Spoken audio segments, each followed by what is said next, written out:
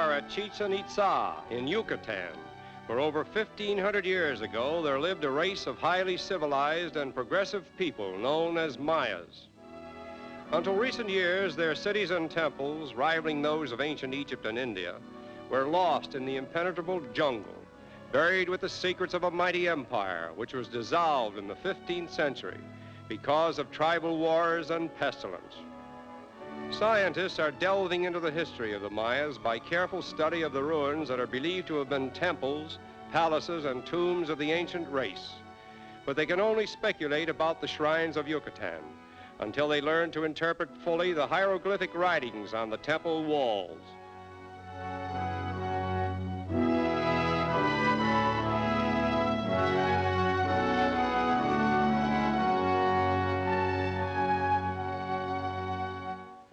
A favorite game of the Mayas was known as poke-to-poke, and it was played in this arena, now referred to as the Great Ball Court, where as many as 5,000 people could assemble.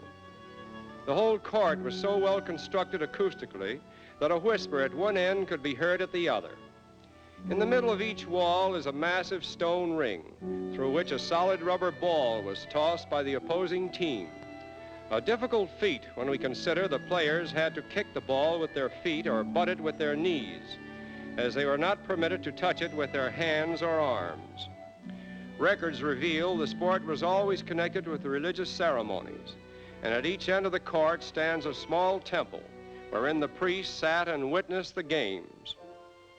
Adjoining the ball court are the remains of the so-called Temple of the Tigers. Ages of neglect have failed to efface the traces of taste and enlightenment shown in the construction of these deserted palaces by a race civilized and progressive before the dawn of Christianity.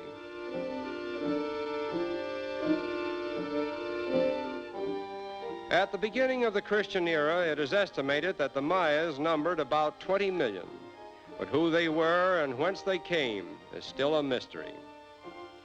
At the time of their conquest, the Maya age of literature was just finding expression, and the intellectual status of the people was comparable to that of the Greeks and Egyptians, immediately preceding the dawn of history.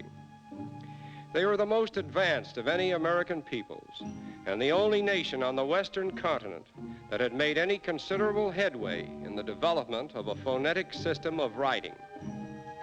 Their hieroglyphics occupy a place along the course of progress, from pictograph to letter, and their monuments and date stones show that they possessed a profound knowledge of the science of mathematics and astronomy.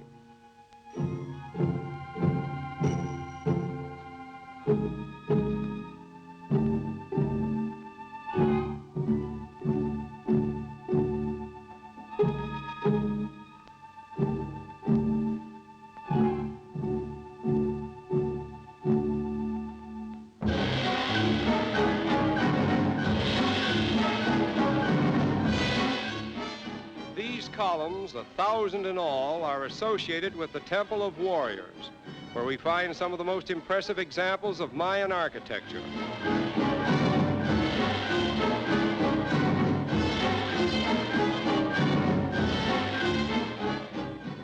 Some historians link the Mayas with the survivors of the lost Atlantis, and others see in their descendants, as well as in their early monuments, strong Grecian, Mongolian, and Egyptian characteristics.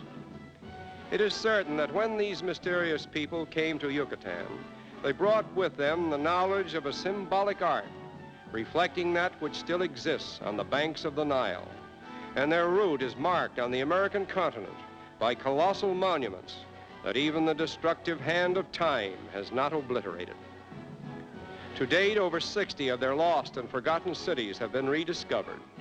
Here at Chichén Itzá, the ancient capital and most important of them all, we behold transformations from meaningless heaps of ruins into understandable examples of Maya architecture at its peak. Historians conclude that Chichén Itzá was founded sometime between 360 and 432 AD, at which time the Mayas swarmed off from tribal headquarters in Guatemala and established themselves in southern Mexico.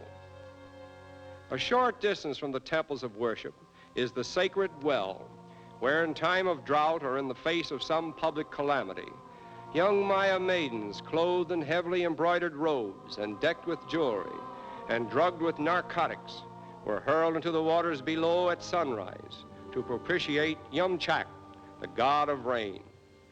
This tradition was handed down through generations of Mayas, and from earliest childhood, chosen girls were groomed and prepared for this sacrifice, having been taught to consider betrothal to Yumchak the highest honor of the gods. If at the end of the day the maiden was still alive on the surface of the pool, she was rescued and respected as a goddess for the rest of her life.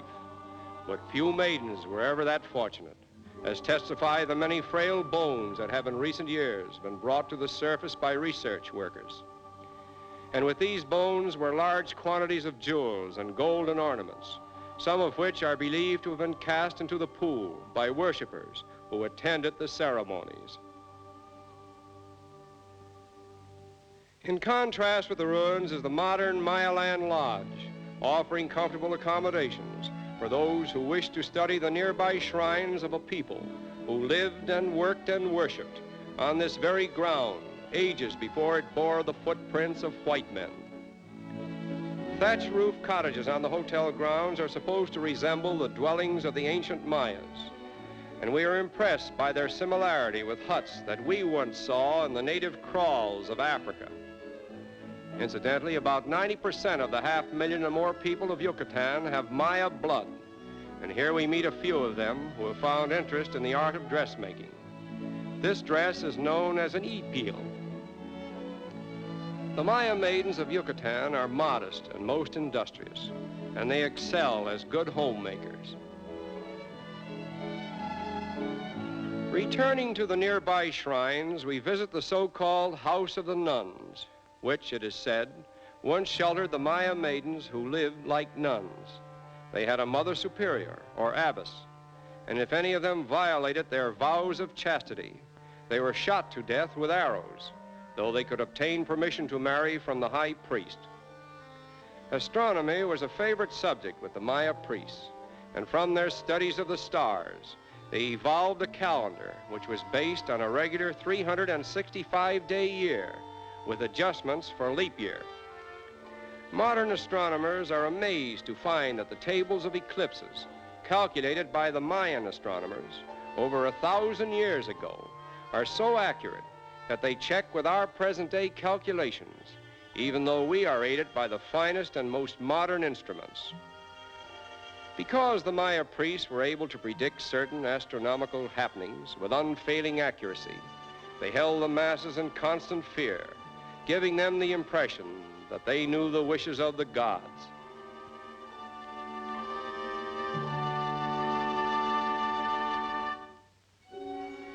This building, known as El Caracol, and meaning the snail, was used by them as an observatory. The most outstanding shrine in all of Yucatan is the pyramid of the Mayan god Kukulkan. This side, unrestored, offers an interesting contrast with the restored side. And it is here that we conclude our impressions of the shrines of Yucatan.